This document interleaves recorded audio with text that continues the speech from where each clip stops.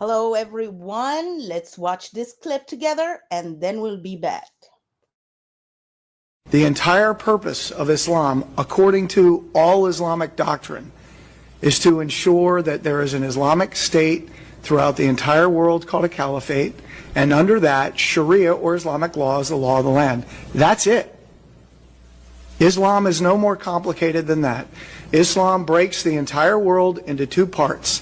The Dar al-Islam, where Sharia is the law of the land, and the Dar al-Harb, the house or abode of war, where there is not Sharia as the law of the land.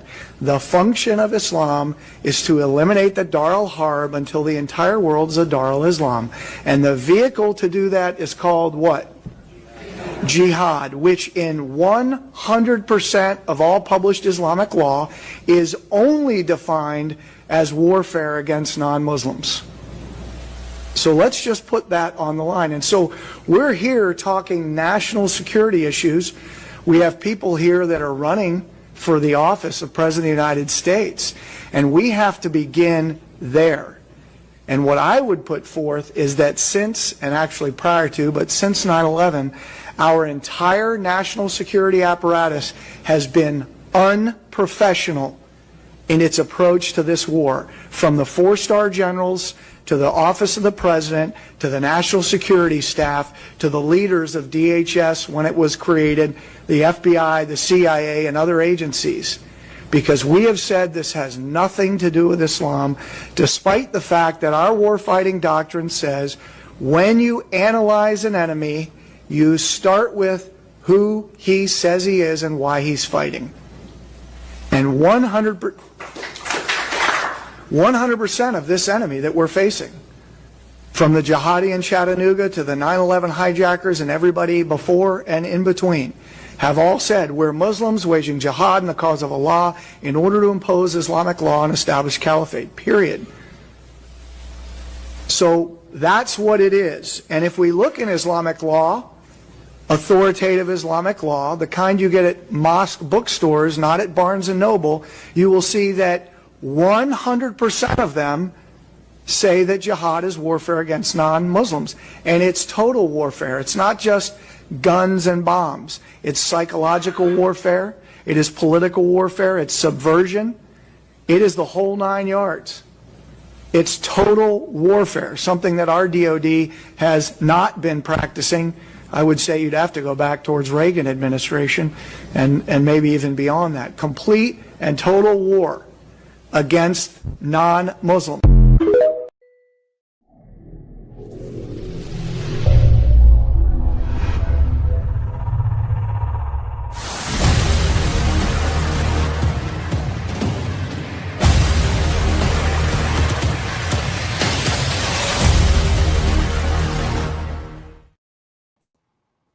Hello and good afternoon, everyone. My name is Jedediah. Today I'm co-hosting this show with my sisters Divine and Afnan. We also have a very special guest with us today. We have Miss Elaine Ellinger, we have Brother Gabriel, and Brother Noah. Before we begin, I would love to introduce our special guest, Miss Ellinger, who has joined us today to share her wisdom and experience. Miss Ellinger's interest in Islam began in 1983, owing to a chance encounter with a Baha'i refugee who fled Iran during the revolution. At that time, Miss Ellinger was working as a child protection social worker in Canada. Since then, she has spent many years researching, writing, and speaking about growing influence of Sharia in non-Islamic countries from the perspectives of the non-Muslim, formerly Canadian director and senior researcher for a European think tank focused on Islamic doctrine.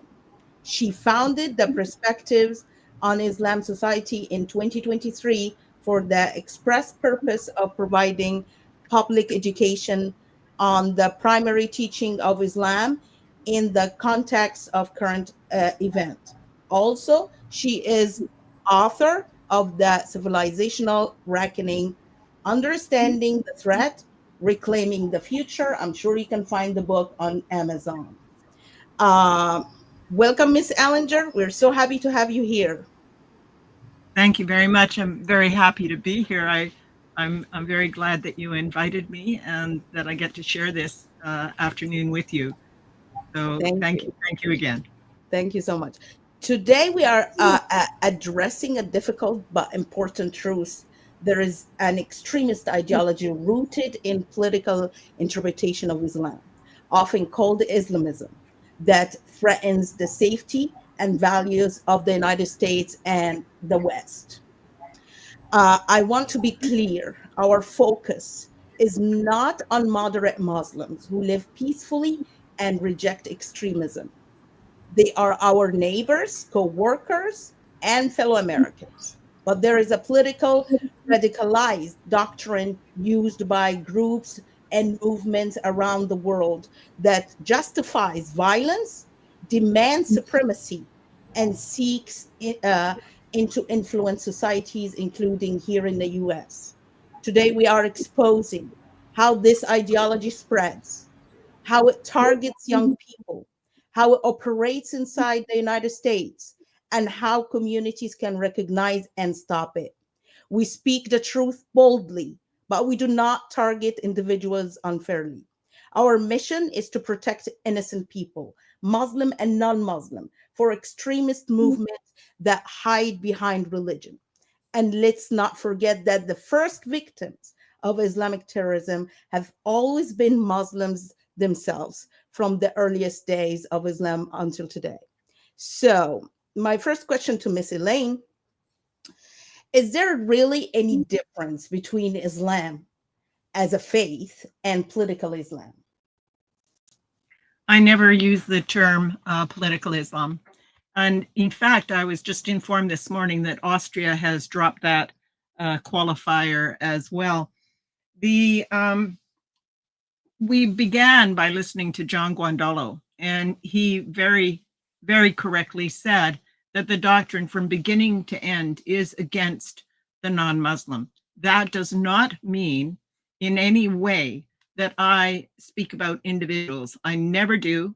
I speak about the doctrine itself, because if you think for 2 minutes about the situation for the women in Afghanistan, you understand that Muslims suffer under this as well. But this is a matter of self-preservation, because if the West falls to Islam, there will be no place left on the planet that is safe for people to run to. And right now that includes Copts and Baha'i and some Muslims and many others. Now, not all Muslims come here for that reason, because there is a mandate in Islam, not only Dar al-Harb, all right, that jihad is essential, but there is a mandate for jihad. And in fact, one of the hadith, and the hadith are all the stories, the traditions about Muhammad, but they are also part of jurisprudence. Islamic jurisprudence is not just the Quran, it is also the hadith. And one of the hadith very clearly says, I command you with 5, and that is the prayer and the Hajj, but also jihad and hijrah. So we don't often hear that. We hear the 5 pillars don't include jihad, but in fact, Muhammad said, shall I tell you the pillar and the peak? And that is jihad. Because without jihad, Islam would never have expanded beyond the Arabian Peninsula to start with.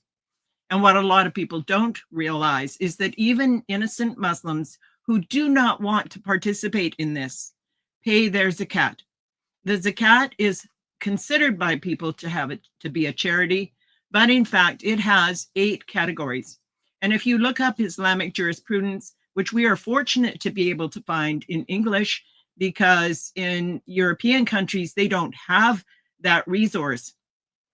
If you look it up, you see very clearly that the money is to be divided between the 8 categories, one of which is to sweeten the hearts. So that is to provide influence, as Muhammad demanded that people do. He said, continue to give gifts to the foreign delegates, as you have seen me doing. And if only 10 Jews had followed me, they would all have followed me.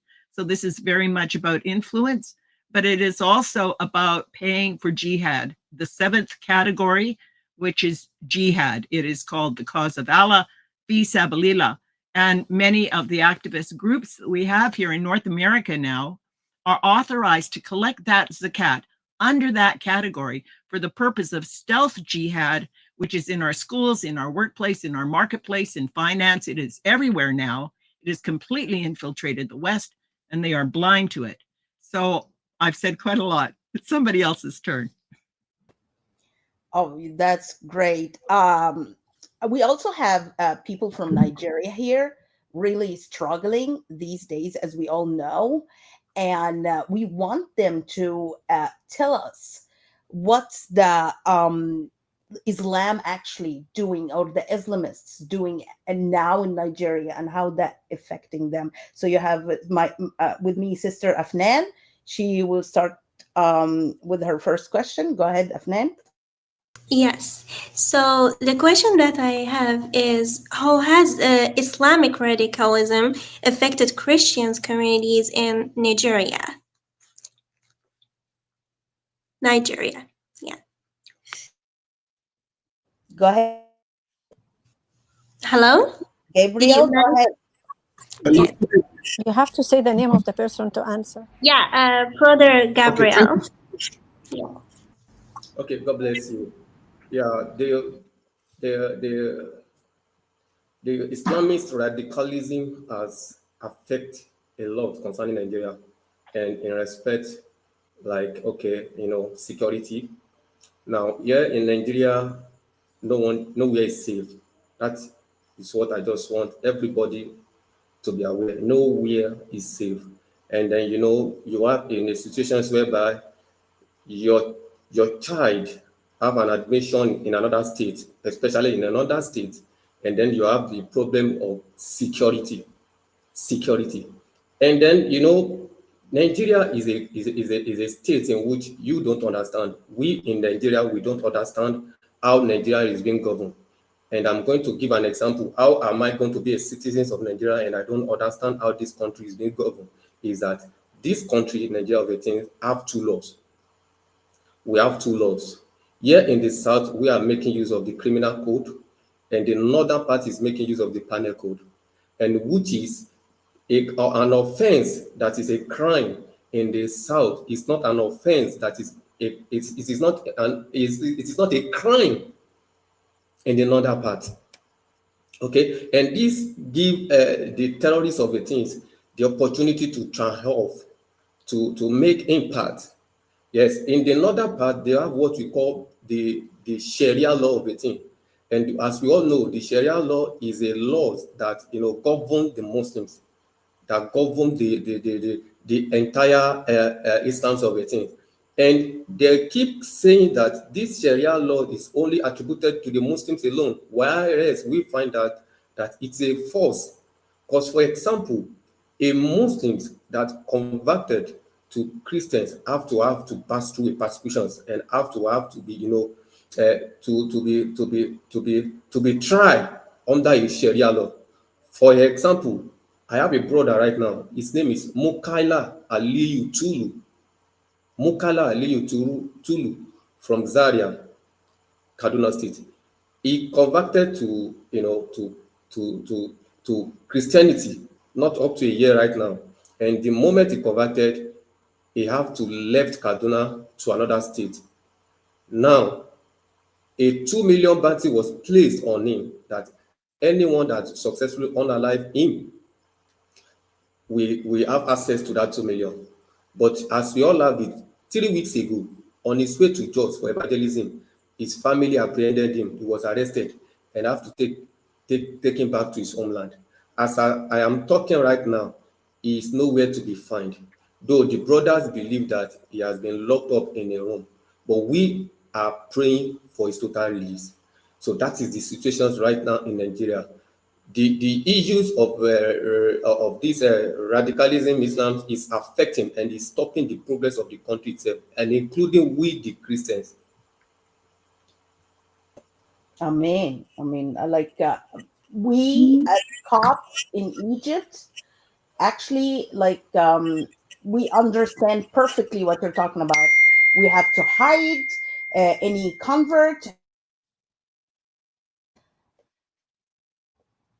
He once he declared that he left Islam and became Christian, This is it. This is, and his family can kill him, all this stuff, not just the government. And the government, of course, would not give him ID or anything. He cannot live, he cannot get married, he cannot inherit, he cannot educate. All his education is gone, everything is gone. He cannot live. So my And next that's question. actually, mhm. Mhm. Go ahead. That's actually one of the features like of Islamic fascism. Some Muslims say no, the fascism has nothing to do with the real Islam, but the real Islam, like the old one, like the one belonged to Muhammad, it's completely 100% fascism. That's what we say that Muhammad, when we go, for example, to Sahih Ibn Majah and Sahih Bukhari, we see that Hadith Muhammad, he said, whoever changed his religion, kill him. And that's hadith number 2070 and 3017 of Bukhari. Yeah. Exactly. So, Yeah, yeah. if I could just say, thank you very much for putting that in, sister, because I never use the terms extreme or radical, never, because it is the doctrine. The doctrine just creates more of them. If all we do is focus on the individuals who have been brainwashed into such hate all their lives, if all we do is focus on them and call them the problem, we will never address the problem, because the root that produces them is the doctrine that is 100% against all non-Muslims. We have just listened to John Guandolo. All right, I'm connected to him. He is 100% right that the goal is to Islamize the world, and there is only one way to do that, and it starts the same way Muhammad did. He went to Medina as a migrant, and he said he was a victim of Mecca. He never told them what he did in Mecca, that he cursed their ancestors. He said they were all going to hell. He demanded that they follow him. He cursed his own uncle, who is, if you read Quran 112, that's about his own uncle, that he should Abu be Lahab. cursed and burn in hell, and his aunt as well. What kind of a prophet, okay, what kind of a God is going to put in the biblical, in the scripture, that you curse your uncle? But that is what it is, because he would not follow him. So that is what he did to Mecca. Then he goes to Medina and says he is a victim. They are mean to him. Well, what happens in Medina in 5 years? Every Jew has been exiled or killed as he gained strength, as he adopted jihad. A whole chapter of the Quran is called the spoils of war. This is the Quran and the Hadith that generate this. And unless we address the root, which is the doctrine that produces them, we will never stop anything. It's like the heads on the Hydra. You kill a jihadi, you eliminate, something, then the doctrine produces it again, over and Exactly. over. Exactly. That's actually bring me to my question. I just want to clarify something. He didn't just kill all the Jews, he killed all the dogs and kicked all the Christians. So Exactly. in the Medina, it was like even he went after the dogs. Like, Yes, like yes, what else? yes. So that brought me to my question, that as Western, like, since I came here to the U.S. and I'm so like in awe how the West cannot actually pick up on a person who actually a real Muslim. Like what you said, you refuse to say jihadi or extremist, or, because that's the doctrine itself. That is a real Muslim. We have a moderate Muslim who are not real Muslims, and we have a real Muslim, which we call extremist, Islamist, whatever you want to call it. So I want to know, how can the people of the West can recognize and point out, no, you are not a moderate, no matter what you say. I can tell from what you Yeah. believe, you are a real Muslim. Go ahead. What the difference is, what they practice, and to be fair, please, is what they teach in school here. Now, I can give you an example. This is a book for an Islamic school, high school. All right, you see this book. All right, you will find this in Western high schools, Islamic high schools, and what it teaches them is the last 30 surah from the Quran. Now, as you know, and your audience probably knows, the Quran is not in chronological order. Surah 9 is much more important, because that was the end, 9:5. That's it. That abrogates everything. But what are they taught? They're taught this. And of these 30 verses, only 2 of them are from Medina. One of them says, oh, they are the worst of creatures. But that doesn't say to kill them. So they are taught that Islam is a wonderful thing. They are always taught that. But at the same time, from the time they are small, they are taught that we hate them, that we wish to that they be, killed, that we want to harm them, that we lie to them. This is what they are told all of their lives. And so it is no surprise that some are confused. All right. So what you call a moderate Muslim here is actually someone who simply isn't practicing all of Islam, and they may not even realize it's necessary, may not even believe it. I've had Muslims connect with me on LinkedIn and say, no, it's not true. He didn't marry Aisha when she was 6. He didn't have, 13 wives. He had only 4. They believe all of this because that's what they're told, and they're not living in an Islamic country. And for example, if anyone says to them, well, look at what's happening in Afghanistan, they'll tell you it's a bad government. Or Iran, they'll say it's a bad government. But if it's happening here, it's religion, but it's over there, it's government. So they're taught to believe that it's only government, and it will be different for them, but it won't be different for them. This is like gays for Gaza and chickens for KFC, is that ultimately they will also be fodder if they do not fall in line. They are cannon fodder for the juggernaut that is Islam itself. I look at Islam, frankly, as being an entity, and it chews up Muslims as well, but it uses them, it corrupts them, and at the same time, it says that it is everyone else that is corrupt, and they are brainwashed to believe this. May I come in there, please?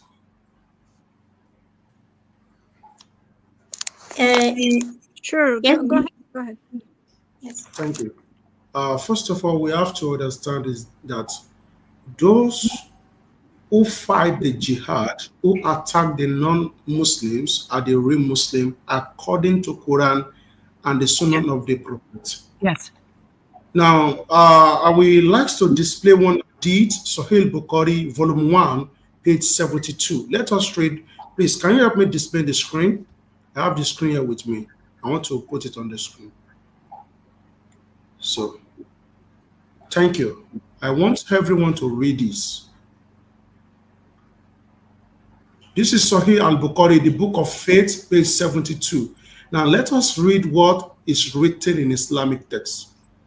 Al-Jihad, only fighting in Allah's cause with full force of numbers and weaponry, is given the utmost importance in Islam and is one of its pillars on which it stands.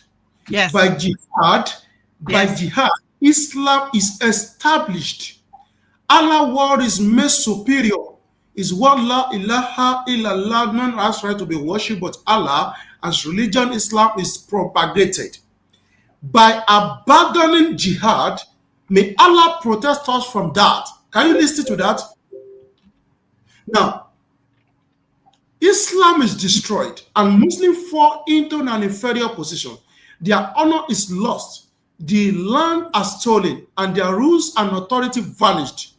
Jihad is an obligatory duty in Islam on every Muslim, and he will try to escape from this duty or does not in his innermost act wish to fulfill the duty, Yes. dies with the one of the quality of hypocrite. While you have that open, Al-Bukhari, can you go to 88? Let me see, it's book 56, number 88. Okay, sorry, Bukhari, book 56, right? Book 56, chapter 88. Can you find that? Okay. Book 56. It says, narrated Ibn Umar, that Muhammad said, I'll just read it. It Yes. said, Muhammad said, my livelihood is under the shade of my spear. Yes. And he who disobeys my orders will be humiliated by paying jizya. There is a footnote on that page But that that's says, the footnote that's not says, volume 4, right? I'm sorry. Yeah, could I just finish? So it's Muhammad says, my livelihood is under the shade of my spear. And the footnote says, under the shade of my spear means war booty. Muhammad thus declared that jihad was the means of his income, his livelihood. My livelihood is under the shade of my spear. He said that is how I make my money. Exactly. What is not to understand about this? And not just that, he actually urged his followers to not go seek like plantation or growing crops. No, you have to do jihad in order to be good Muslims, because Yeah. have a plantation or have like any anything like any work, that's not acceptable in Islam. Your work as a Muslim is to go after jihad and unalive people and take the jizya, and that's how you make your money as a Muslim. Yeah, Yes. divine Jadadia. He Mhm. also said, I have Yes. been commanded to fight to the people until they testify that there is no God but But Allah, and Allah, that Muhammad is the messenger of Allah. So yes, it's a command that he will keep fighting people to force them to believe in him and his God. and they said the end of the war Yes. will be until Jesus, the son of Mary, come, or all the religion will be for Islam. So that's the two they will never stop until all religion be for Islam, or the Jesus, son of Mary, Isa would come and break the cross and kill the pig. That's the end. So So, there so is if, nothing to stop them. Go ahead. if I could just mention again about the zakat, and that there are 8 categories, and every Muslim, even the ones that are not practicing, they're living in the West, they go, oh, Islam is fine, it's not so bad, but they don't do their 5 prayers. They probably show up at the Friday sermon, but they might even ask for a hijab, but they're not asking to be stoned. So we're getting a very filtered view of Islam in the West, but they pay their zakat. They pay their zakat. And 1/8 of that is for jihad, and it will get there. Yes, And and there is no other belief system that finances military as a part of its faith. And the difference between Islam and every other belief system, not just Christianity, Hindus, Baha'i, the Buddhists, between every other belief, is that no other belief system mandates the difference between a Muslim and a non-Muslim in terms of law, that one is worth more, that a man is worth more, that you can kill an apostate, that you finance military as a requirement, that you must pay this. This is actually, if you look at it properly, and I say properly because people like to say, oh, it's uncivilized. It is not uncivilized. It is a different civilization. It is a much older one. It has been around for 14 years. It is highly organized. It has a very clear taxation structure, the 2.5%. And this is always spent the same way. So they have, if you look at your tax bill and you go, I'm paying so much for the fire department, I'm paying so much for the hospital. They look at their tax bill. They're paying so much for jihad. They're paying so much for charity. It's the same thing. yes. I have a follow-up question to my the previous question to you, Elaine.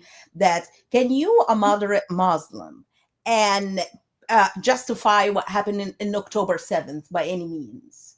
Can you be a moderate Muslim and justify it? Well, there's no such thing as a moderate Muslim. I simply don't use those terms. Because I don't speak about people. I'm not going to criticize any person for what they said or they didn't say, living in an Islamic country or non-Islamic country. The ones that are here and don't do this, they're very poorly informed.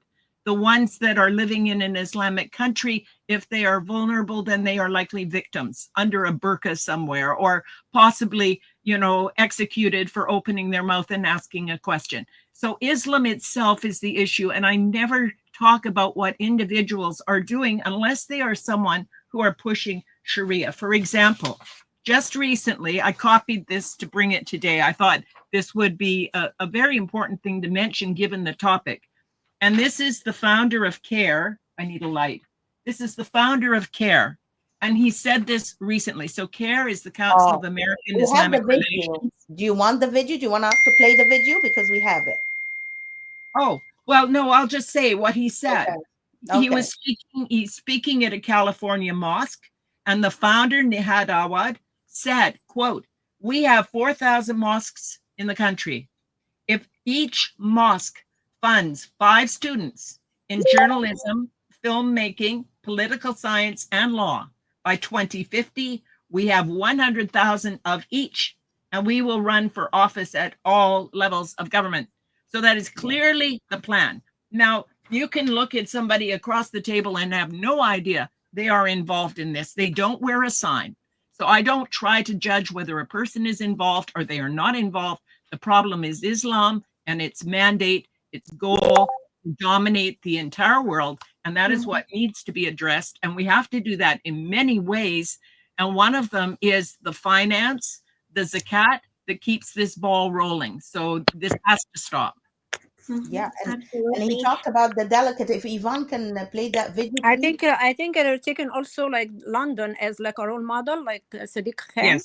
I have a he was question. able to reach like where he is now through lies and through like taqiyya and stuff, and then they're trying to reach every office now, like on the state level and the federal level here in America, and this is their plan from the beginning. I was surprised to see like a lot of them are now holding offices. That was like a big surprise because they're working secretly and we're not paying attention to it. Like the American people and the West, they need to know that this is your enemy, you like it or not. It's like ordered by their Allah. I don't call it God. Their God. And we can see something divine. We can see what's going in Nigeria is a big example of what they can do. Like we can tell, like Nigeria, there's like 84% Christian there. So we can see what they are doing and what they can do when they will their number became more. So I have a question.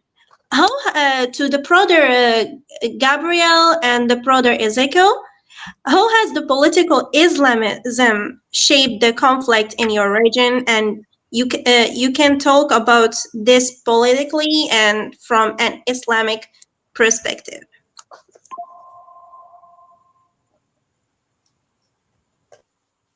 Okay, let me go. All right, thank you. First, then. All right, thank you so much.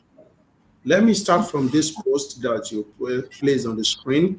It said, bandits impose 60 million levy on Zamfara communities. This is their vision and the mission of Islam.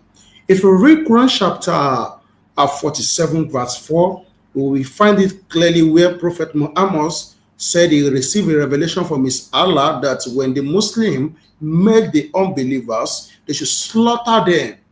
Even the tafsir, Jalalain and the tafsir, Ibn Kathir make it clear that they should struck their neck because killing someone should be from slaughtering them. So when they smite their necks and make some bounds so they can release them freely, or they pay ransom. So, and apart from that ransom, to ransom their people that they are bound. So also, according to Tafsir or Jalalain, you can make treaty with them. So the treaty is that they are going to pay so amount so that you will not touch them, so that you will not kill them, or you will not fight them. So they will make this treaty to favor the Muslim, even if it does not favor the other people that they did it with. Now, there have been these Fulani jihadists attack a lot of churches and Christians in their house, Fam, I even have one evidence here. They went, the minister of God sent me the video how they went to their orphanage home and they attacked and slaughtered people. I would love to show this. If you can permit me, if you can share my screen, I would love to show this evidence so that everyone can see what is really going on in Nigeria. So this is the man of God. Prophet. Now, these are the houses. I don't know if you can help me. You can share my screen. Thank you so much. I really appreciate you. Let me quickly do that. Let me begin to. Now, this is the house they are burned. Can you see the church? Can you see? So, can you see there are people how they slaughtered them? So, this happened in concerning the genocide happening. Let's listen. This is Prophet Atom Rimam. Concerning the genocide happening, let me tell you this. The pictures you are seeing are clear evidence. I have video clips. In fact, the orphanage of my mother, where we keep over 500 orphans and Muslim converts, teaching them the word of God, was attacked and burned down completely by these Fulani jihadi terrorists. They came to our camp, they destroyed things, and they went to the village around the camp. They killed hundreds of people. I can show you evidence of mass burial. Pastors, ministers were killed. Some of us escaped that night. The grace of God helped some of us to escape on gunshot, but they killed a lot of people. You know, in Irigweland, in Miango, Jebu Miango, in Bassa, and Atom Rimam. Concerning the genocide happening, let me tell you this. The pictures. The pictures that the man is talking about. Let me quickly show them. Let me quickly begin to show the picture that this man is talking about. Can you see them? So please, let's begin to see them one by one. Can you see how the unalive people burn down the orphanage home? This is the orphanage home that this man is talking about. Can you see how the unalive are little children? So this is what the Fulani jihadists have been doing to Christians for long. And of recent, they also went to Kwara State, the local government Kwara State, to attack Christians while they are doing programs in the church. While the live program is going on, I think they are doing Bible study at that time, and they went there, they attacked, they unalive 3 people, injured 1, and abduct people. And this evening, I saw a news where they said they request to give them 100 million before they can free them.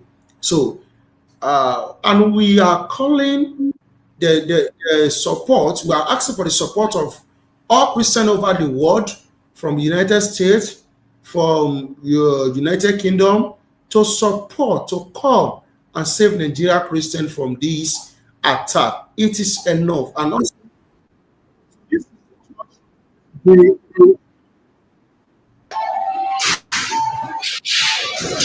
so this is the church they attacked a few days ago in Kwara State. Let's all see. They were in the church doing program, and this Fulani jihadists come there and begin to launch bullets on them.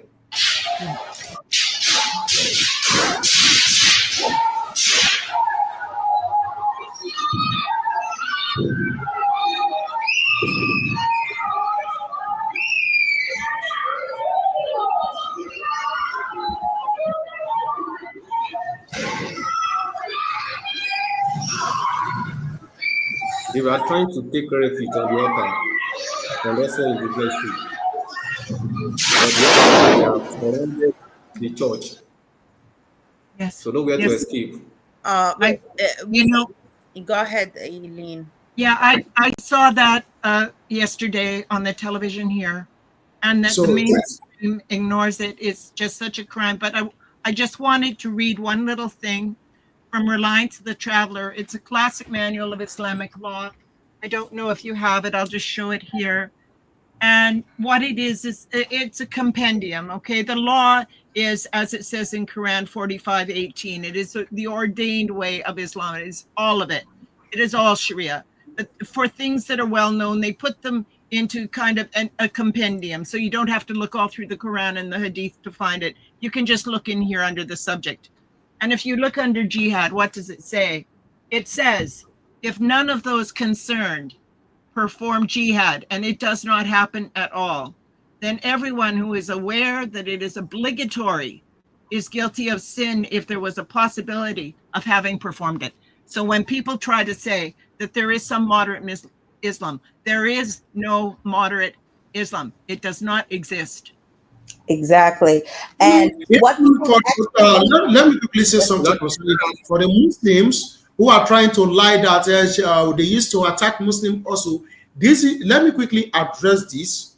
Now, we have seen different historical books of Islam where Muslims attack themselves. For example, the day that Prophet Muhammad died, their prophet died, Abu Bakr and Umar went to the house of Ali, according to Tariq al-Tabari, to attack him that if he did not accept Abu Bakr as a caliphate, they are going to burn down the house.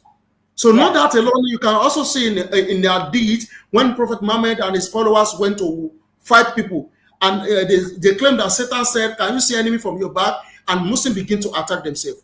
Now I can also prove from the Quran, chapter 4, verse 88 to 89, where Allah gave them command to attack the hypocrites among the Muslims. And if you check the tafsir of Ibn Kathir, you will see clearly that the hypocrites they are talking about are the people who refuse to go out to fight with them. Quran chapter 9, verse 73, Allah says the Muslims should fight the unbelievers and the hypocrites. So if you now see a Muslim attacking themselves in one way or the other, maybe that person is qualified as an hypocrite. Not that alone, if you read Quran chapter 4, I think verse 90, when you check the tafsir of the Quran, you see clearly that when Prophet Muhammad sent his people on an expedition, they met a man on the way, and the man said, Assalamu alaikum to them. They said to themselves that, oh, this man only tell us Assalamu alaikum because he's fearing, so that we will not take words. So they killed him. So they unalived the man, they killed him and took away his property. And when they get to Muhammad, Muhammad didn't condemn that they killed an unbeliever. He only condemned that you should have made your research and make sure that truly this man is not a Muslim before you find him. So and he didn't do justice to the man. Ezekiel, this thing to escape is a lie. Ezekiel, he didn't do justice to the man. It should be the one who killed the man. He should be killed according to Quran and nafs to nafs, or a soul for soul, whatever. He didn't do it. When it comes to his people, he broke the law of his own Quran. So you know, but I just I want to add to it. Okay. Now, I want to add to it in the light of the of politics here in Nigeria. Yeah, actually, according to the Quran chapter 5, verse 51, Quran says, to add to what my brother has said, that all you who have believed, do not take the Jews and the Christians as allies. So they are allies of one another, and whoever is an ally to them among you, indeed, that the person, the Muslim, is one of them. So according to the Quran, any Muslims that take any Christians or Jews as a friend is an infidel. So you need to treat that person as an infidel. Now, politically, here in Nigeria, there is a king here in Nigeria, one of the famous king. In fact, is the leader of the Muslims in Nigeria. That is the Sultan of Sokoto. The Sultan of Sokoto. Now, the Sultan of Sokoto says that anyone that fight against Boko Haram fight against Allah. Imagine the overall rulers of all Muslims in Nigeria saying anyone that wage war against the Boko Haram is fighting against Allah. So what do you expect from the Muslim soldiers? Yes. That's where the problem is.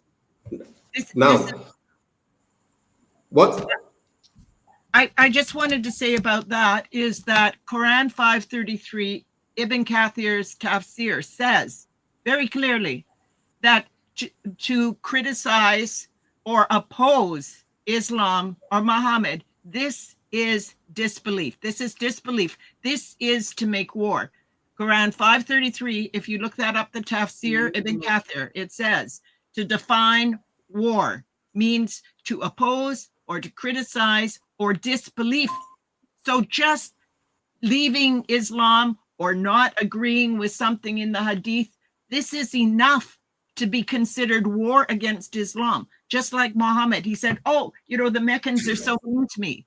No tolerance at all for other people's beliefs. I'm sorry, I interrupted. I just wanted to say how war is defined in Islam. Disbelief. Yeah, exactly. Yes. Like Yeah, a lot of God people, bless you.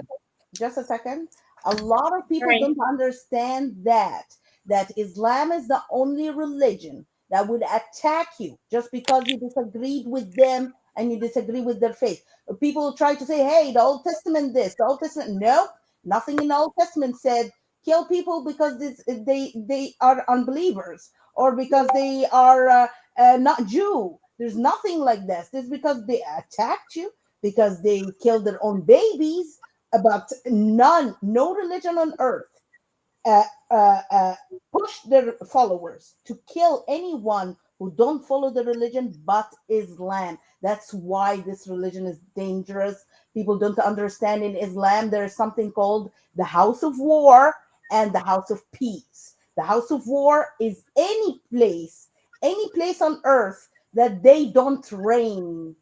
And the house of peace, any place on earth that they reign, and they will still kill those who disagree with them from Muslims too. On the I just wanted to say about Jewish people is that they have the 10 commandments in regards to living. Their rules about food are for them, not on anyone else. Like when they go in and they demand that, Kentucky Fried Chicken should be halal or that the school lunches should be halal. Judaism does not do that. The food rules are for Jews only.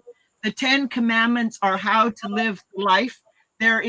And they have something called tzedakah, which people think is like zakat. It's charity. No, in Judaism, the tzedakah is 100% for charity. There is nothing for military. There is nothing for sweetening the hearts, for influencing people. There is none of that. It is just for charity. It's entirely different.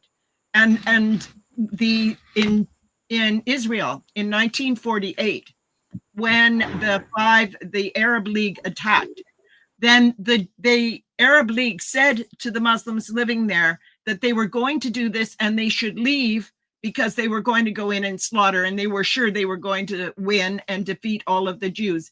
Some of the Muslims stayed there. Those are the ones who did not, their humanity rose to the top and they said, no, we are not going to leave. We are going to stay here. The ones who left are in Gaza now, and the people who should be paying for Gaza are the ones who told them to leave, the Arab League. But the problem is that in Israel now, because they were left with only the Muslims who didn't want to kill them, they believe that those people in Gaza are extreme, and that what is still in Israel is moderate, is average Islam. Even Jews do not understand that in other countries, Islam has not sorted itself like that. That's never happened anywhere else, that all the ones who wanted to follow the doctrine left. That's never happened anywhere except in Israel. So they have a very divided view about Islam because all the bad ones left, so they think that's extreme, but it's not. Those are the ones who wanted to follow the doctrine. So I just wanted to mention that. Exactly. Actually, Sadania, Afnan wanted to say something. I have a comment when he was showing us the churches in Nigeria, how they are attacking them, how they are like destroying houses and all these things. We can see some Muslims, they might come and say, no, that has nothing to do with Islam. This is the modern Muslims. But if they go to their books and look so deep, they will find that's what their prophet was doing. For example, when we can go, there is a hadith say, Muhammad, he said, two religions shall not coexist in the Arabian Peninsula. So, it's from the Muwatta Malik Hadith 1615. And we can see also another Hadith. It says also said, okay, I'm gonna go to another Hadith. It says, Hadith expel the polytheists from the Arabian Peninsula. It's sourced from Sunan Abi Dawud, Hadith 3029. And we can see those texts appear in Muwatta, Musnad Ahmad, etc. I'm not gonna mention all the sources. And also we can see another example. We can see in Al-Hasan al-Basari, he said, it's a part of the Sunnah that churches be demolished in both old and newly established cities, Muslim cities. And this also, they can find it in Musannaf Abd al-Razaq, and also Imam Abu Hanifa. He said churches, synagogues, and fire temples should not be allowed to remain in the land of Arabs and in Muslims. So we can see this is part of what their religion asking them to do and their leaders. And we can see even another example in Al-Mudawwana Al-Kubra of Imam Malik says, he said, Malik dislikes for Christians to build new churches in Muslim lands. And also, Al-Sharif said they might not build a new church or a place for their prayers in Muslim cities. And also Imam Ahmad, he said, Jews and Christians are not allowed to build synagogues or churches in any city established by Muslims, and they might not ring a bell in it. So we see that from where?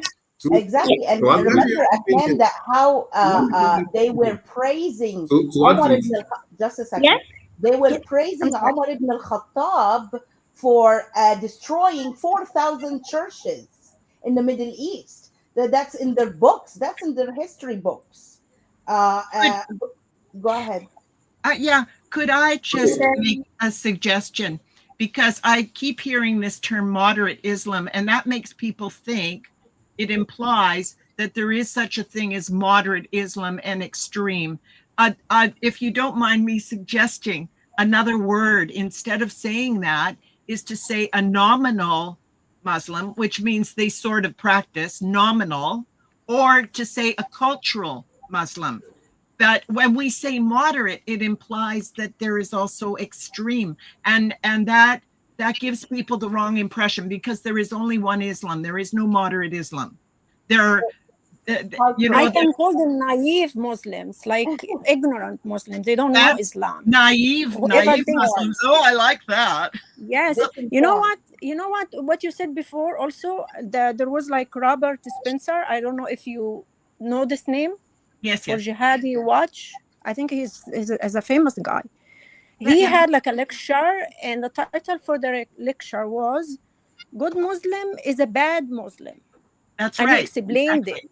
He said, "Good Muslim, good Muslim, like the Muslim that knows his book exactly, like they know it as it is the bad one, because he's good to Islam. He knows Islam very well. That's why he is a bad Muslim." My book quite often talks about what you would call forensic linguistics. People hear what they expect to hear. So when they say that this, for example, I have a slide, and it's an imam, and he's in Austria, and he is saying that we speak about the peace of Islam and follow the example of our prophet. And all of the people stand there and smile, and they think, isn't that lovely? And they don't understand that what peace in Islam means is a Dar al-Islam, that the word is actually the root of Islam. So that when they say Islam is peace, no, Islam is a separate word. It has the same root, and the word peace comes only with subjugation to Islam. So when they say that peace and that we follow the example of our prophet, people have no idea what that really means. And they all stand and smile because it is so easy to deceive them. Just a few days ago, I saw a headline from Florida newspaper. They are so brazen in their ignorance. They make a headline that says there is no Sharia law in Florida, but we have a congressman who thinks we need a bill to forbid it. Now, anywhere you have Islam, you have Sharia in some degree. They're inseparable. It is the way of Islam. But they are so ignorant. They make a headline and people read the headline, they believe it. So it's like taking candy from a baby. They are so ignorant about the subject. Brother yes, It's absolutely. like allowing your Brother enemy to Gabriel, you were control gonna you. say something. You were gonna say something. Yes, I was trying to, narrate how the event is happening and then who are to be, taken, where to focus on when it comes to this issue of Islamizations of this country. Yes, I was saying something the other time about the Sultan of Sokoto and one of the most powerful king in Nigeria happened to be a Muslim and, advocating for the Boko Haram of a team. We also have one that is called Gumi of a team. And we also have former ministers of Nigeria, which is Pantami.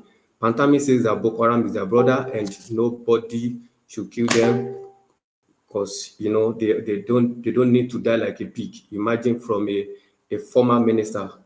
Then he's a former minister right now, but before he was a minister under the Buhari government, saying that nobody should kill the Boko Haram and that Boko Haram is their brother. Now, that is where the problem now lies here in Nigeria. Now, we have, it's not that the Nigerian army is not capable of, defeating these Boko Haram, ISWAPs, all these bandits. But the problem here is that among the Nigerian army, they have Boko Haram as a soldiers, as an officer. Now, under the Buhari government, the Boko Haram that was captured, that they ought to have prosecuted, but in the name of they have repent, you rehabilitated them and then you integrated them into the Nigerian army. A terrorist who does that? Who does that? Imagine the United States of America now bringing in Afghanistan, all these Taliban, the ISIS into their army. So that is where the problem lies now. And the current situations about the general that was unalive, Brigadier General Umba, that was unalive just recently, he shared his coordinate, his location to the base. And the funniest part is that the aircraft that ought to rescue him is already nearby. But unfortunately, he couldn't get there. The ISIS, the ISWAP was able to get there before the aircraft. But the question here is, who exposed the location of the Brigadier General to the ISWAP? So right now in the Nigerian army, we have the terrorists that are among the officers and soldiers in the Nigerian army. Not only the Nigerian army, the Nigerian police too.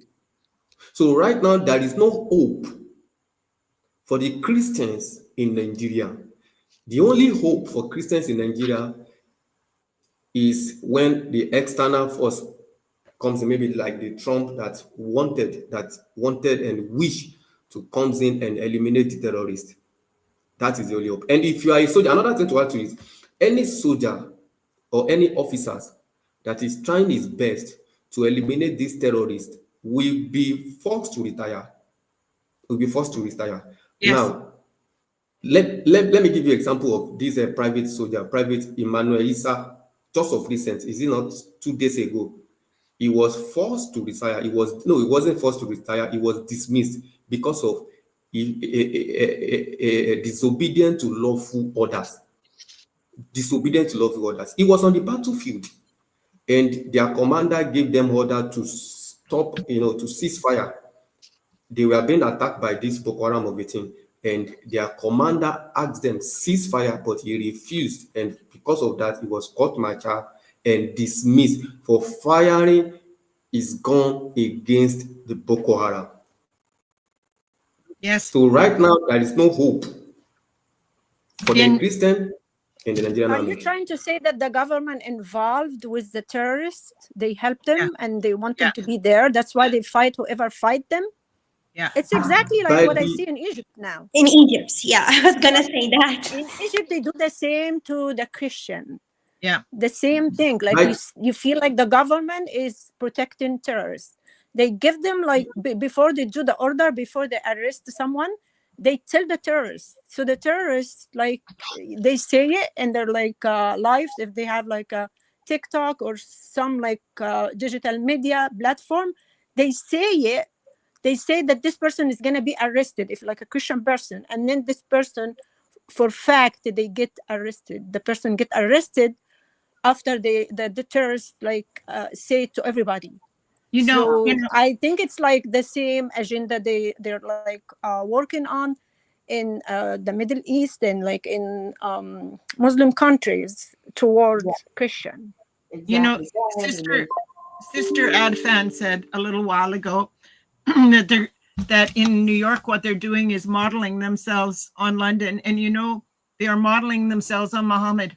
This is exactly the same pattern that has been repeated for 1400 years. You go in and pretend you are a victim, you are an innocent, you just want to be friends and help. And then as you gain strength, eventually you take over and then you eliminate everyone else that is in your way. And that is where Nigeria is right now. And I am so ashamed to tell you that in British Columbia, where I live in Canada, that the Catholic Church and the Anglican Church together had a refugee program. And they were sometimes bringing in Muslim families, and they were also sometimes bringing in what they thought were Christian families, but I know were not. A friend who is involved in this, she told me about how nice the Muslim family had been and how terrible the Christian family, because the Christian family had lied to them and got one of the people in the committee to help them. And they drove to the airport at 11 o'clock at night, and they caught a plane and went to, which place in Sweden? Göteborg, a place that is 100% Muslim now. And they did this because, I believe they did this because Sweden was not allowing any more Muslims into the country at that time. So they got into Canada, and then through Canada, they went to Sweden. And they thought this was a Christian family. I don't believe for 1 second that was a Christian family. So then I started looking around at what was going on with that church. And I discovered that they had put their head administrator in charge of the refugee applications was a Muslim. And I got hold of that organization. They had a joint organization. And I said, why have you done this? You have people fleeing Nigeria for their lives. Can you imagine what it feels like to go to your sanctuary, your church, and ask for help? And they have a Muslim there adjudicating your application. Can you imagine what this must feel like? And you know what he said to me? He said, we are an equal opportunity employer, as if it was a bank, not a church. That is how corrupt the church has become. I am sorry to say that, but I am very ashamed, particularly of the churches in the West who turn a blind eye to this. I've tried to talk to them. There was one minister who wanted me to put together a program, kind of like a Bible study, only teaching about Islam. And he met with me. He was all excited. He asked me to put together a program, recommend books, which I did. And then I phoned and he wouldn't speak to me, completely stopped speaking to me. Why? Somebody higher in the church would have told him to. So he thought you're talking about Islam. You're going to talk about Islam in a nice way. That's what he thought, to make Islam. No, not at all. He understood. He was so excited. He was looking at this. He understood, but he was silenced. Gotcha. He got intimidated by Muslim people. I think maybe he got straight. No, by the scared. The church. It's not everybody is good at church, and we know that from the Bible. The Bible told us, like, is Gabriel like the end days. I'm sorry. I had more the other people. Yeah. What about the other brother? Where's Noah? Yeah. Noah Ah, is where's gone. Noah? He left? Yeah, we don't know if I Ivan, have if you some want Noah, questions for them actually, but I didn't give them yeah. all the questions yet. But yeah, I know. But we have the video first, and then we have question to Elaine, and then next for Gabriel or Noah when he come. Noah, So he's not here now. Yeah. if he came, so Ivan, if you can play the video, please. Today, we have 43 state delegates in the United States who are Muslim.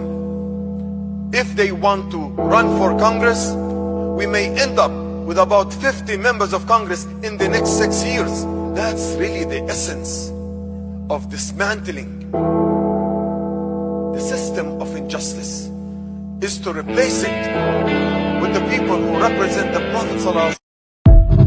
The UN Security Council has adopted the resolution to authorize the Board of Peace. Shame! Shame!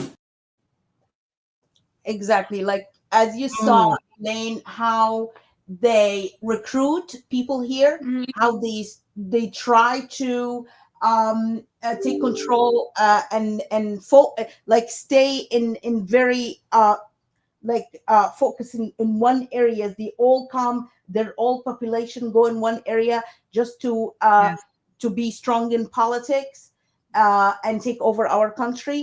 And they recruit young people even after the peace council in the UN, the peace resolution in the UN, the Security Council, I mean, after they did the peace resolution, those pro-Palestinian people in the street screaming and they saying, "Shame on you! What is that? What is that? Like, why? Uh, um, like you didn't see enough? Do you want to see more dead Palestinians? Do you want to see more like what do you want?" All they care, they are recruited, they're being paid by Qatar, by other countries, by Iran, and they don't want to they don't want to just stay home and nobody to pay them. They want to get the paying going. And Yeah. go Mhm. ahead. Yes, and actually, when she was talking and what they are doing, how they are playing like we're peaceful people. I met many American Christians also here. They are so deceived by those people, and they have no idea what they have in their books and in their like inside their hearts. They're using tuqiyya. That's what we call tuqiyya, and that's the same way that Islam existed. Without tuqiyya, Islam will never exist. When Muhammad he ran from Quraysh to Abyssinia and Yathrib, he got protection from the Jewish and the Christians by what? By pretending he is peaceful. You are people of the book. You have your reward. Like Allah will give you your reward. And when he became strong enough, he started to attacking them and calling them infidels and killing them and doing all these things. So that's the same strategy they are using. That's how Yeah. Muhammad he started. You So know what? Did I That's mention one of the Eileen. other? Eileen has like a book about this, I think, like the 3 phases for Yes, yes, invading yes. the That's West. that's It's chapter. exactly what Muhammad did. They do it now. I forget what I was going to say. we want to know, like, how do Islamist movement like recruit inside the US or in Canada? How they like, what's actually their plan? Like, what's the plan Like how they take? started. They're coming, running from their destroyed countries, like coming for the West to just like find shelter, find like a good place to live, and they give them everything they can live on, like they live like free even, and they give them like the peace, like the shelter, the education free, like medication free and everything. And once they are stronger, they try to control the country and take it back. And they try even to kick people because they cannot live with infidel, they cannot live with the non-believer. They have even hadith saying, whoever dies but neither invade nor sincerely considered invading will die a death of jahiliyyah. وده في صحيح مسلم. or it means like if you don't invade, you're not a true, or you think about invading, you're not a true true believer. So Yeah. this is like, it's like mandating them to do it. You have to do it to be a good Muslim. To be a good Muslim, you have to invade, you have to kill, and you have to rape your enemy. Like my God say, love your enemy. Muslim guy, God, or like Allah says, rape your enemy, according Ah, to An-Nisa, yeah, chapter 4, verse 24. He is asking them to rape the enemy. It's okay for Muslim, even if she's married, and this happened with already the captains of Mhm. Autas in the book. Brother, mhm. I think our brother Gabriel, he has comment about that. Elaine wanted to say something first because she. I did, and I lost it, and I was sitting here Yeah. going, "What was it? What was it?" It was so important. All right, Remember it, I bet. this whole business about the three Abrahamic faiths drives me absolutely crazy, because through this, all right, which has been pushed in the last decades, especially, they claim rights to Israel. This is all part of the Muslim Brotherhood, the decision to make, and they had something, it was called the Project. This goes back to 1989, and it was to make Palestine the core, okay, the hub of a new Islamic renaissance. So they have been working on this now for 35 years, all right, to make everyone believe that it's all about some fictitious country called Palestine that somehow belonged to the Arabs. In the 1920s, there were more Jews in Israel than there were Arabs, but they started going there because they didn't want to lose that little chunk of land so that they could dispute it. But nevertheless, what I wanted to mention was this whole business about Muhammad is supposed to be descended from Abraham. I don't believe it. All they have, if you look at Al-Tabari, he has the genealogy. It's volume 6, page 37, I believe. And he says that it's oral and that the scholars do not argue back as far as Adnan. So Adnan is an ancestor of Muhammad, presumably.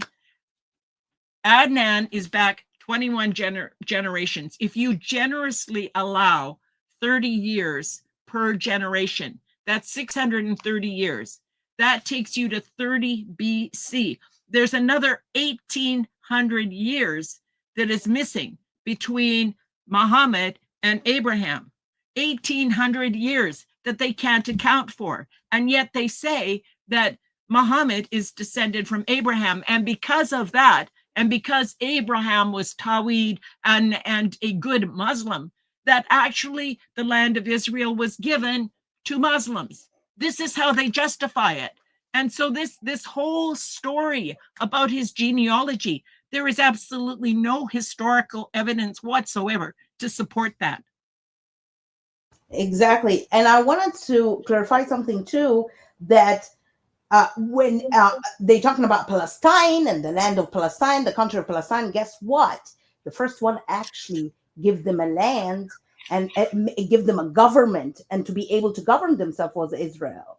But the Arab didn't let Palestinians to rule themselves. When Great Britain left the land, actually Jordan was in charge of the West Bank, and Egypt was in charge of Gaza, and they didn't give power to the Palestinian people to rule the land, to rule themselves at all. They were under the invasion of Egypt and Jordan and Syria, and it was okay with the Muslims. Nobody opened their mouths. Nobody said, "Hey, why don't you let the Palestinian rule?" No, but the first one actually, like, they began to rule after Israel actually took over in 67, and then give the power to the Palestinians themselves for the first time. And actually, the first flag actually to Palestine that everyone carry now, it started in 1965. So uh, it's okay if the Muslim is the invader, but if anyone else let it take back their land, actually, which actually Quran itself says that this the land of the Jewish people, then you are criminal, and you are invader. They call you all the name of the book. Now Brother here in the Gabriel. US, just a second. Now here in the US, they trying to recruit people, throwing your moral values. This is Palestinian suffering now. It's where is your morals? Where is the good in you? And trying to and don't want to point the true finger to the finger to the true criminal, which is Hamas themselves, who actually torturing their people. They led their people into war. They brought this disaster to their people. They don't want to point it out. They pointed at Israel, and Israel is the only criminal. Because go ahead. Could I change the discussion slightly just for a little while, just to Go make ahead. sure we get to it? Because my focus is always on the solution. We talk about the problem and it goes on year after year, and the situation just gets worse and worse, and it gets worse and worse because of ignorance and because people, the general public doesn't hear people like you speaking, and they are totally misled. I'll tell you a little story that gives an example. When I wrote my first book, which is a primer, it's a very easy introduction. I published that last year. And when I wrote it, a friend of mine in the United States, who is actually a disaster expert, he was called to 911 when it happened. And he recommended to me two publishers. I won't name them, but I did what authors usually do. You know, I went along with what they wanted. They wanted a couple of chapters. I had to fill out a bunch of forms. I send it all off. And these two publishers were big publishers, and so they had departments. And I thought my book would be most appropriate in geopolitical section. Both of those major publishers had Muslim head of geopolitical section, and that decides what get published, what doesn't. And one of them had an overall Muslim head of editorial. Now, this happens with the platforms as well, the social media. And why does it happen? It's because they are intimidated. They don't want Charlie Hebdo. They are afraid of risks.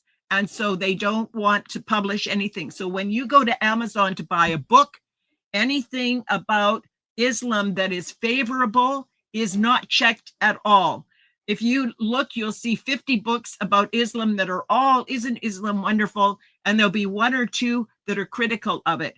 And they end up being self-published, which I must say is nothing, it doesn't get anywhere near the reach that a book from a publisher does, because I can't distribute to bookshops. The printer will take 50%, and then the bookshop wants 55%, and there isn't that much money. So if you are self-publishing, they won't carry your book at all. So the only distribution my book will get is what I am able to share with people myself. That's how bad it is. I market it myself so that they will look on Amazon. But this book is about the solution. And if you can just focus on it, because it's so important. There's a section here. It's called Protecting Rights by defining them, a legal path forward. All right, a legal path forward. This is the last section of the book. The next section are the appendices. And this one here is for the UK because it is in the worst shape. And what it says, Appendix A, England, Freedom of Religion Integrity Act. And then the next, which all of them have, there's legislation for the UK, for the US, for Canada, for France. Then the last appendix, E here, okay, is called Doctrinal Clarification for Use in Assessing Eligibility, because this is the only solution I see. They are bringing in a No Sharia Act, a bill. There have been over 200 bills regarding Sharia in the United States in the last 15 years. They have all failed. And this bill, which 21 congressmen have signed on to, does not even include a definition of Sharia. Of course, they don't know how to define Sharia. So if it goes to court or it goes to a tribunal, then someone who knows absolutely nothing about Islam is supposed to decide whether this is Sharia interfering with the US Constitution. It is absolutely unworkable. I have written to them. They have received information from me and copies of this legislation, because the only thing that makes sense for a country is that it establish a legal threshold for what is recognized as a religion that in no way interferes with what people believe and what they practice in their heads privately, okay? But the state gives charitable status. It allows Islamic finance. All of the ways that Islam gets in is like the workplace, demanding we have prayer time, demanding we have halal food. And every little bit that is given to them is more Sharia creeping in. And it does that because they don't know what is Sharia and what isn't. So when a woman demands to wear a hijab, they say, oh, that's my religion. She doesn't say, oh, I demand that you stone me, because she doesn't know that much. So the whole country is slowly but surely becoming Islamized through the market, through the money that is collected through zakat from every Muslim. And the only way to stop it. Now, the reason I know this is because I used to work in government and I administered acts. And one of them was the Child Paternity and Support Act. And a legal father has privileges that a biological father does not. So if he married the woman, then he has legal privilege because it benefits the state. Well, having this legal status as a religion is not a divine right. It is granted by the state. So if the state establishes a threshold that all religions must be consistent with the Universal Declaration of Human Rights or their own constitution, the only religion that will fail that threshold is Islam, because Islam is the only one that says one person has this right, like women only 50%. Islam is the only one that demands money for jihad. Islam is the only one that kills apostates. Islam is the only one that does all of those things. And that is why in 1948, when the United Nations was formed, the Islamic countries refused to sign on to the Universal Declaration of Human Rights. So what we have now is a United Nations that for 75 years has had no moral compass. They tell everyone that they follow the Universal Declaration of Human Rights, and they know full well that the 56 Islamic countries that form a solid, wealthy voting bloc that is extremely powerful because of the effect it has on the Ummah, and the UN knows that. They get whatever they want, and they do not subscribe to the Universal Declaration of Human Rights. They subscribe to the Cairo Declaration, which follows Sharia.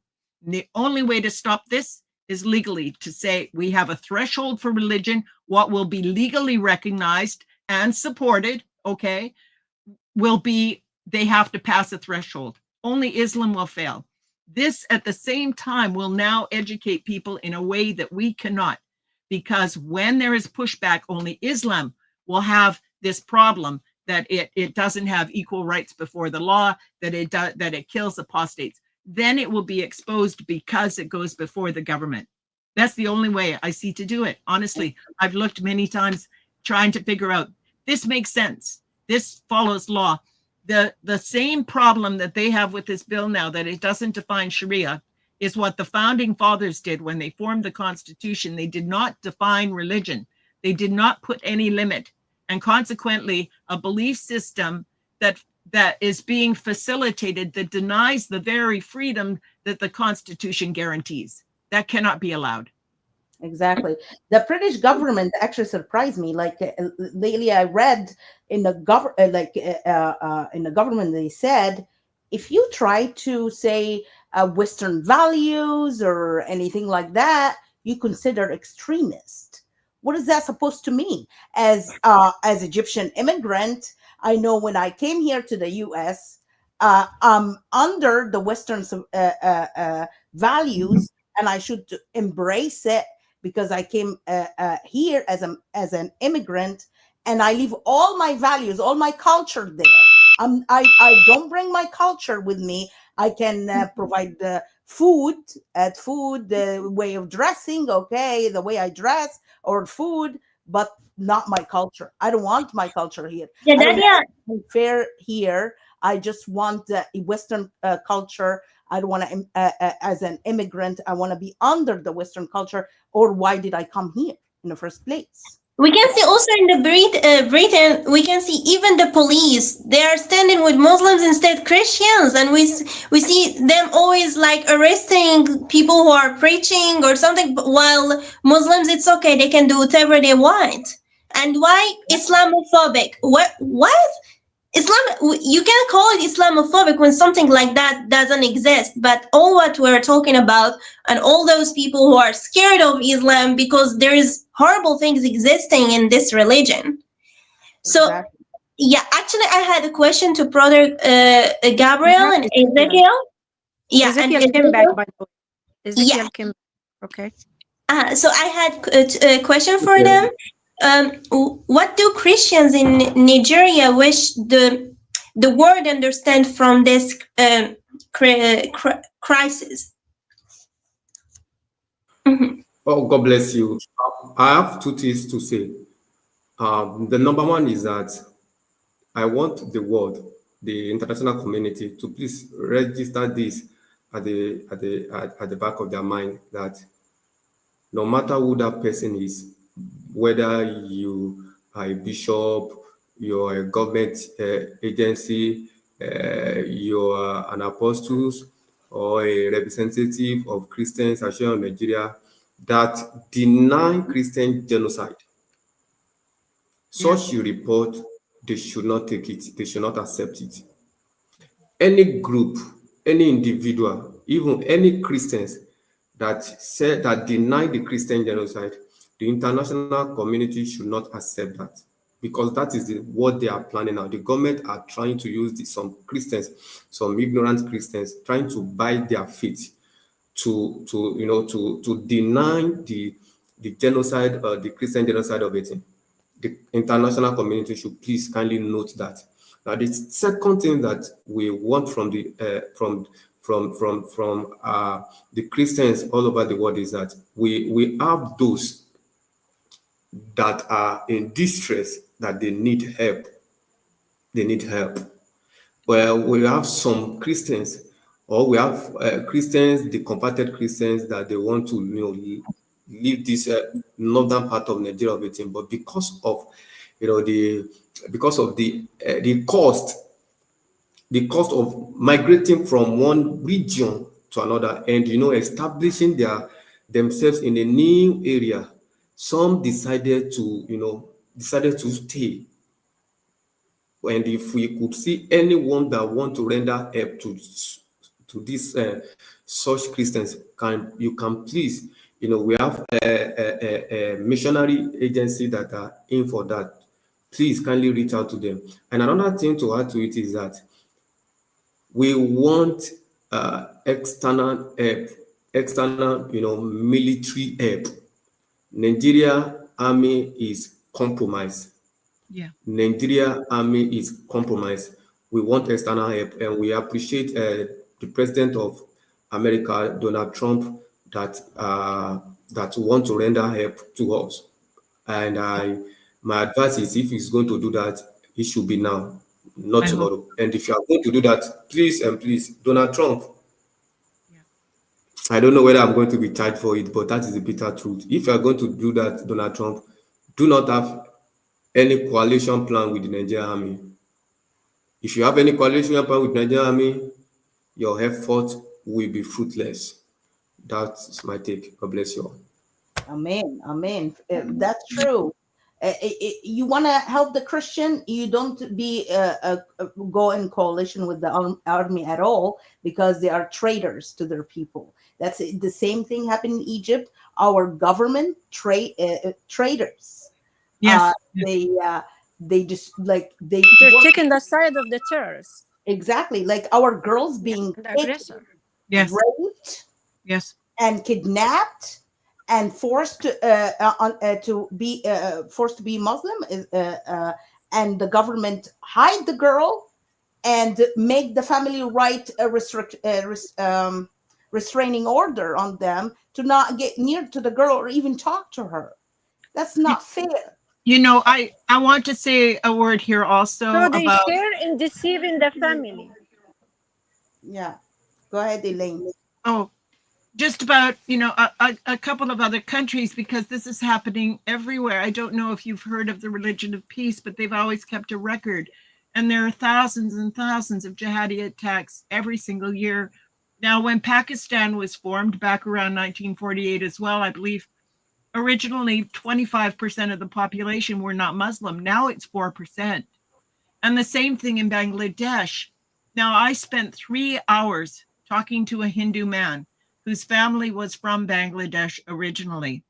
They ended up, because of the violence in the city, moving up to the mountains. And his grandfather and his father's father, and, you know, forever had lived in that area, and they were a highly respected family. But it became so dangerous. He said that neighbors that they had at this time, he was only 5 years old, the neighbors that they had that one time had been good had now started going, oh, they're not Muslim, and turning on them. Okay. And then the night that he was left there, his grandfather started trying to get them out a few at a time, because if they all went at once, they would be stopped and punished, or, you know, they would be harmed. So he was trying to get them out a couple at a time, taking them down to India. And the last two left were this man I was speaking with. He was 5 then, and his sister, who was 16. And they came in the night, a whole group of Muslims. They tore his sister out of there.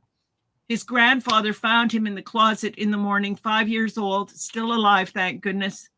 And his sister has never been seen again. So this happens to people like when we began. And you said the first one I met was from Baha'i. And it was Christmas. And it was his first year in Canada. And we decorated a tree together. I don't know what he thought. At the time, I'm only 29. I have no idea. I say, would you like to come with me? We'll go get a Christmas tree. And we had such a beautiful Christmas together. And he told me how his friends had been killed and tortured just because they were Baha'i.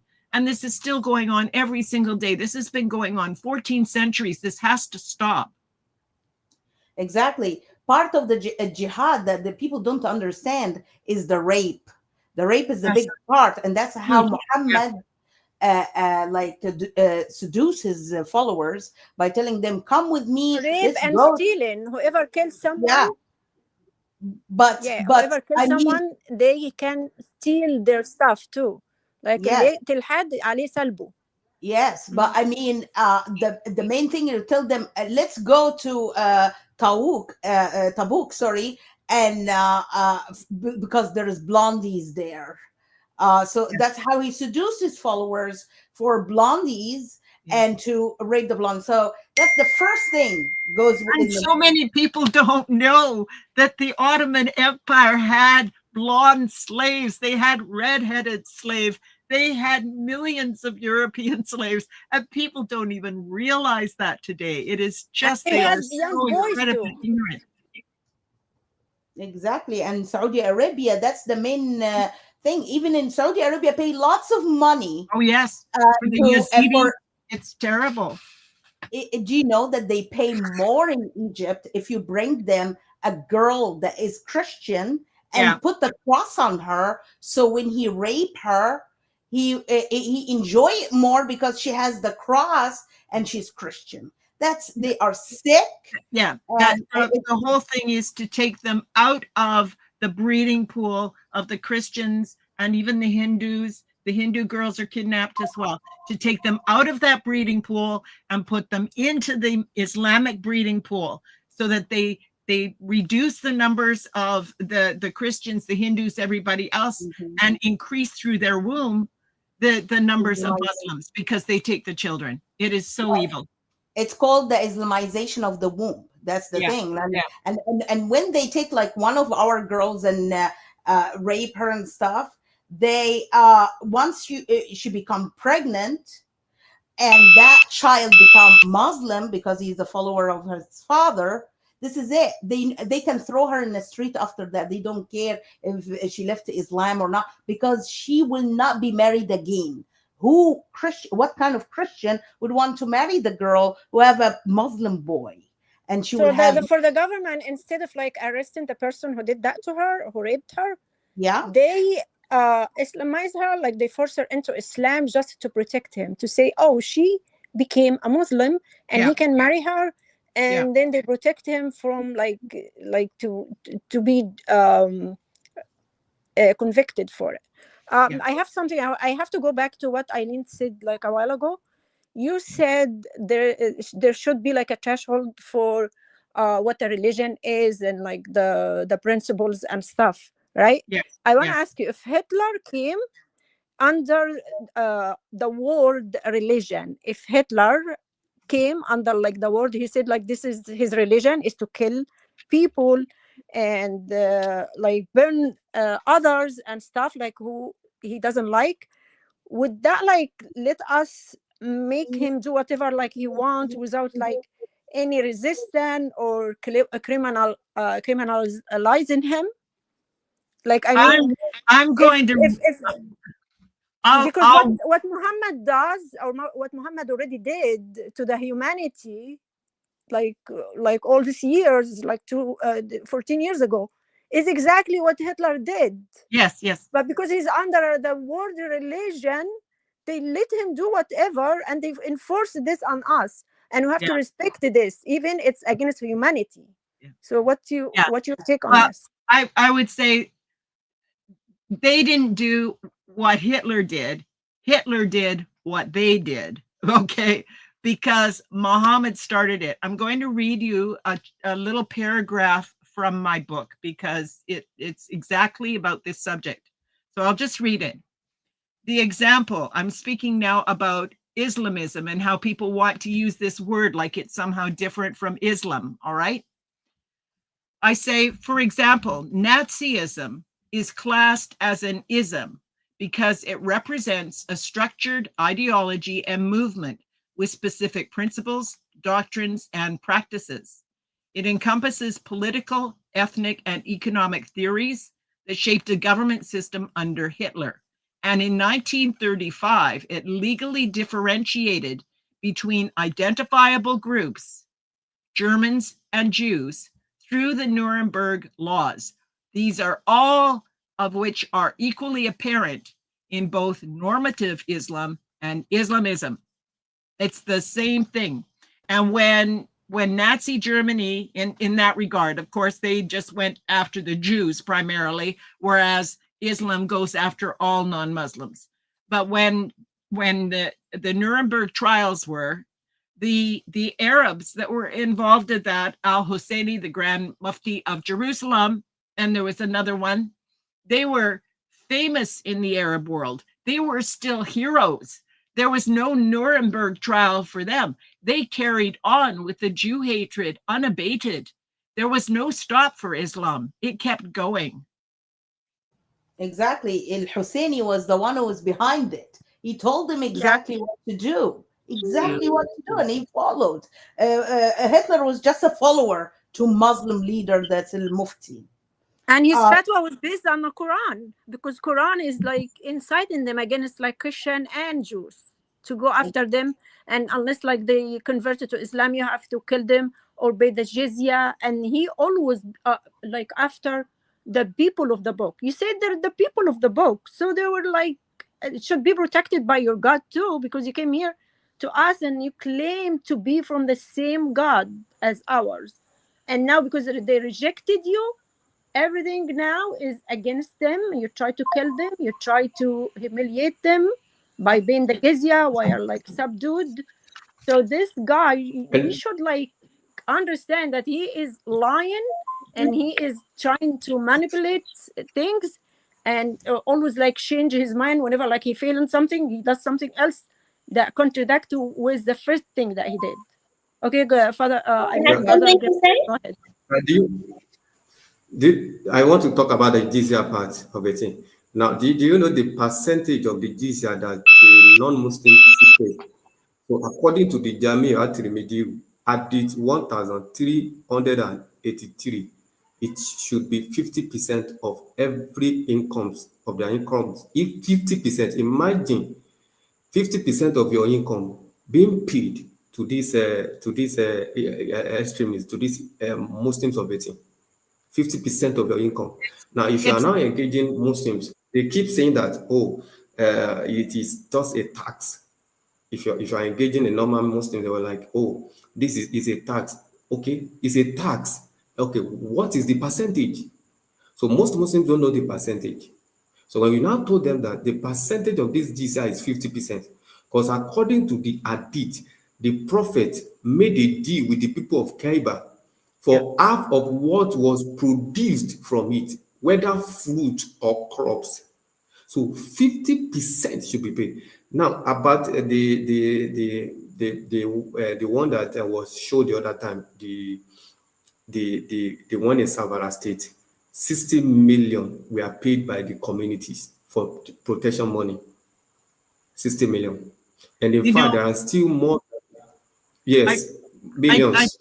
I just wanted to say that, you know, the belief is that the second, the third generation will convert, but even converting does not mean that their situation will change that much. I was listening to a man from North Africa not too long ago, a few months ago, and they are still referred to as abd, slave, in a derogatory way because of their their descendants. Okay, and they still have slavery in Mauritania. They have markets in Libya. They have slaves in Nigeria. There's an estimated 130,000. They take slaves from the Yazidis. There were 6,000. They killed the ones they didn't want. What do people not understand about this? It is outrageous that the world turns a blind eye to this. You know, I'm not sure how long the program goes on for, but I You hope we can end say it by whatever you talking want. about the suffering of people in Nigeria right now is just so horrendous. And But you know, like, even in, about go the ahead. report, the recent, I just got the report about the recent event that happened in the Kwara State about the CAC, the video in which that was showed earlier. Yes, those that were captured, the terrorists have now came out. The Muslims terrorists, I used to use the word Muslim terrorists, that they now came out and said that each head will be released at the amount of 100 million naira. Yeah. Each head 100 million naira, and at least those that were captured are more than 30 people were captured. Imagine that is more than 3 billion naira, 100 Mhm. million naira each. Wow. Yeah, they ask And for crazy number. uh, yes, and I can say Because that they're lazy, I they am don't very work, honest. they don't do anything to humanity. They just want to Mhm. get I am people's money, exactly like the Muhammad. thugs. Yes. I just wanted to and invite. I am What do you Go want ahead. to say? Go ahead. yes, I am 100% sure of this, that those that were captured, none of them have to up to 1 million naira in their account. Oh wow. I am I 100% sure, because it's a rural area. So When mhm. none of them have up. yeah, when you see, the thing is that Islam doesn't have global control now. It doesn't yet. When it does, slavery, all of it will be back in full force. Sharia will be in full force. People are not looking ahead. The jizya was so bad in Egypt that they branded people if they didn't pay. They cut off their arms, their legs. It was they bled people so badly. I mean, you take 100% of the population, and now there's less than 10% that are Coptic Christians. And how they have managed to keep their strength and last this long, I don't know. But it's just yeah, just people forget that the world isn't entirely Islamic yet. And Yeah. if they don't stop it, it will be. And then all of that horror will be everywhere. Exactly. The people actually don't understand that there is no peace in the land of Islam. If you think, oh, maybe if I convert to Islam, I will live in peace, they will leave me alone. No, that you won't. Because there is a billion kinds of sects that every time a new one will come and say, you don't follow me, I will kill you. And Mm, that's how they end up. That's how they yeah, kill each others. Look yeah. at Sudan. Take Muslims your killing money. Muslim killing other Muslims in Sudan who are black like them, and they call him abd while he's killing him. Yeah. Like telling him you're a black abd, you're a black slave, and he's a black brother Well, like him. that's what happens when you have a belief system that the best deed is jihad, and you will be rewarded with paradise and booty. And if Exactly. anyone was to come back ever from paradise, it's so wonderful. It would be That to commit jihad over and over. Good grief. Yeah. Go ahead, Afnan. Okay. actually, I just want to mention something. Go ahead. No, it's okay. I just want to mention something. We have only 10 minutes left. So Yes. if you have any closing message, please share it Yeah. with us. I just Thank want you to so say much. one thing that jizya, that people don't understand about jizya and what actually the book said about jizya. The Quran said in Surah 9, verse 29, that when Christian and Jew, when they come to pay the jizya, they have to be belittled. Yes. Yeah. That's mean you have to insult them when they pay. So he has to, that Baghawi said, literally slapped on the back of his neck. He put his shoes on his neck when he pays, and pulled from his beard, brought to and hit in his private part. All this stuff, like giving him many ways. Al Baghawi is a scholar of this ayah, of the tafsir of this ayah, or explanation of this ayah, how to make the Christian and Jew pay jizya. And if you don't have money, like in Morocco and in Egypt, when people run out of money and they don't have money to pay, say, hey, give me your daughter, give me your wife, give me your children. We can sell them as slaves instead of your jizya. So there's like you will be everything will be taken from you. That's what Islam. That's what the teaching. That's not what we say. That's what the teaching of Islam say. So, So I have to say something also, because like the time is not like enough. So yeah, for these people who believe like, oh, this is not gonna affect us, and you let them grow and grow, you're gonna be converted by force. You're not gonna have any chance, because their Quran is telling them to kill the non-believer. So if you like it or not, either you're gonna be killed or you're gonna be converted by force. And if they apply the Sharia on you, look at the Surah chapter 5, 38. It says like to cut off the hands of everyone who steals. That's beside like the pedophilia, beside like hitting the wives, like humiliating the women in general, like a lot of other stuff. But look at this, because I want to like compare between them and between the Bible, and I'll leave it for you to decide which one is like fair and like from the real God. It says to cut off the hands of everyone who steals. Look at that. So if you steal, instead of helping you to find a job, they're gonna cut your hands. So imagine a man stole like a bread or like a little piece of candy. They will destroy him for the rest of his life. And he will die, of course, eventually. No one is like feeding him, and he is not able to feed himself. Divine. Muslim lie and say the law is not cutting hands and feet, is not for those who are hungry. That's a lie. The law itself say even if he stole an egg, he will be his hands. Yeah, one dinar or ربع dinar. قالت Aisha said like it's like a quarter of a dinar. It's like $1. Let's say $1 for a quarter and more. They can cut the hands of someone. Even like they all steal, but they're not gonna like admit it or like apply it to themselves. Like Muhammad never applied his law on himself. So this is like a kind of wickedness. Do you know? And satanic. In Ephesians 4:28, it shall let him that steal no more, but let him labor, working with his hands the thing which is good, that he may have to give to him that is in need. like, yeah, let these people work and can help others instead of like making them like disabled forever and not be able to help themselves or help other. You're gonna make a sick community by doing this. You need to provide them with the food and make them, not in these countries. These countries are already poor, very poor. They don't have like enough to feed their people. So eventually they're gonna steal. So if you do this to them, you are evil. So Go ahead, Elaine. You want to say something? Well, I was going to jump in. I'm sorry, Divine. you Is forgot.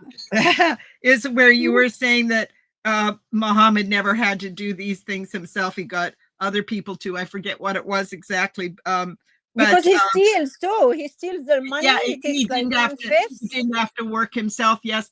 Do you know he even like he said that he was born circumcised, so that while he told women they had to be circumcised and everyone had to be circumcised, and when they kill people like Hindus, they'll pull down their pants, and if they're not circumcised, they kill them. Well, he apparently, the tradition is that he was born circumcised, so he didn't have to he didn't have to do that for himself either. And I mean, all this story about being such a poor Muslim, I mean, his uncle Abu Talib got him a great job, got him on caravans. His first wife looked after him. She was a rich widow, she had all the money, not him. And so what happens the whole time he's with her? He has one wife. Honestly, to me, it reminds me of a spoiled teenager, someone who has had things given to him, given to him, given to him. And then suddenly his wife is gone. His uncle is gone. He's like a teenager, gets his first apartment. He can do whatever he wants now. He'll have 13 kids and 13 wives, and he'll steal from everybody else. That's what it's like. But the problem is that, Muslims, so many Muslims in the West, and if there are any listening today, I hope you are taking this to heart. I saw a 15-year-old boy in Iraq beheaded because he was listening to Western music. There is nothing beautiful or peaceful about Islam. If it is cruel to one person, it will be cruel to you too. So, please take heart and listen to what the people here, the wonderful people here, have said today. They've shared from their heart. Amen. Amen. So we came to the end of our show. So Let's hear Brother Gabriel if he has like a final word. Go ahead, Gabriel. God bless everyone. My final word is let everybody know that we are in the last days, and everything that has been prophesied is happening before our eyes. But what the word of God said is that we should occupy till it comes. We should keep surviving till it comes, and that is what we are doing. The book of Luke chapter 21 verse 36 said we should be watchful and be prayerful, so that we can escape all those things that are bound to happen, and to be able to stand in the front of the Son of Man, and in which is what we are quite doing right now. So I just pray that the grace, the strength that we need, and then the anointing that to yield the result, Heavenly Father, we grant it unto us in Jesus' name. Amen. Amen. Amen. Finally, I would like to say, as I want to thank Americans, Elaine. go ahead. Go ahead. Thank Thank you, you so much, Elaine. Elaine, for being with us. We're going to see you again. Amen. And thank you, I say everyone. thank Yeah, you when to you all have you. time. It's such a relief to talk to people who actually understand what they're talking about and they know the doctrine. Yeah, you have to always Yeah, be with we're us. so happy Your to knowledge. have you with Yeah. us too. Thank you Yeah. so much. You are very knowledgeable. I know Yeah. that for a long time now. And thank you to Brother Gabriel and Brother Noah. I Thank wish you, Gabriel and we will do a special Ezekiel. show. Yeah, we'll do a special show for Nigeria. I Yeah. believe in the next 2 weeks, and we will elaborate more on that further. Like we want to learn more, want to people learn more and understand more about what happening in Nigeria. Yeah. But it's like finally, I would like you to understand that as Americans, we welcome of all faiths. including peaceful Muslims, like who, as we said, but we cannot ignore an ideology that seeks to spread political extremism, suppress freedom, and justify violence. Our responsibility is to protect our families, our country, and our future. Awareness is the first weapon, truth is the second. Thank you very much. Thank you. Thank God you. I bless mean, you. like people who come God here bless you. and assimilate, not the people who want to dominate us, right? That's the people that we Exactly. welcome here. We, Yep. yes, Exactly. but there's a responsibility Thank you, on us to everybody. protect. Yeah, I Yep. just want to say there's a responsibility Yes. on us to protect those freedoms too for everyone who comes. And we can do that legally. People can believe what they want, of course, but we don't need to facilitate a belief system through law that is going to take away those very freedoms that they are exploiting to advance Sharia. Exactly. Amen. Have a good day, everyone. All of you. Thank you again. Thank you, you too. Bye bye. Thank you, everybody.